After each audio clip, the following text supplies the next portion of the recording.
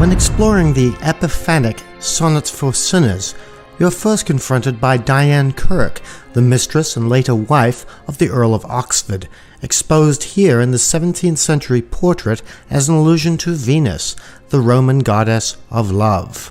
While the sonnet has traditionally been utilized to tell tales dating back to the beginning of civilization itself, here we also examine how modern-day mischief takes the form of poetic verse.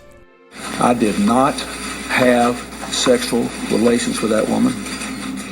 I think that what's so fun about Sonnets for Sinners is the subtitle. It starts with the subtitle, Everything One Needs to Know About Illicit Love, because it's sort of like a wink to the reader. The Greek concept of agape versus eros. Agape is selfless, pure, unself-involved love. Eros is very hungry.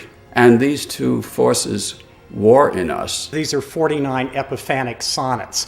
And when you think of epiphany, you think of something that is suddenly striking, that reveals a meaning. All working to illuminate the most elusive and paradoxical of human predicaments, that of illicit love. There are poets like Butler Yeats, Edna St, Vincent Millay, Shakespeare, that are the old chestnuts of love poetry and in the sonnet tradition, which is an 800-year-old tradition.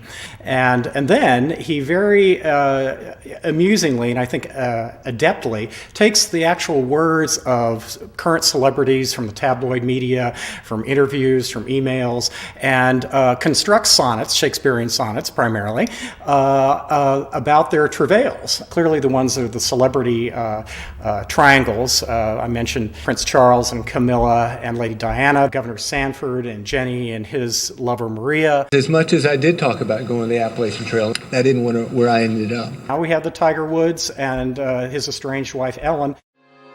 You want a partner to witness your life, someone I never found, not even at home. Yet suddenly you're touching sides of me I never knew. Why didn't we find each other years ago? Here's a guy that's won every trophy in the world. So what's he lacking? And apparently what he's lacking is a blonde hair, blue-eyed girl. So he goes not to Arizona, he goes to Sweden and gets the most Nordic-looking white woman ever. So it brings to mind King Kong. Just like King Kong could overlook all these black women for a blonde Nordic goddess, so would Tiger Woods. Tiger Woods would use her as a trophy, and that was, the pinnacle of having made it. But in the more tabloid contemporary ones, it's kind of amusing because that epiphany is really sort of the banality of the human condition. This thing is just never going to work.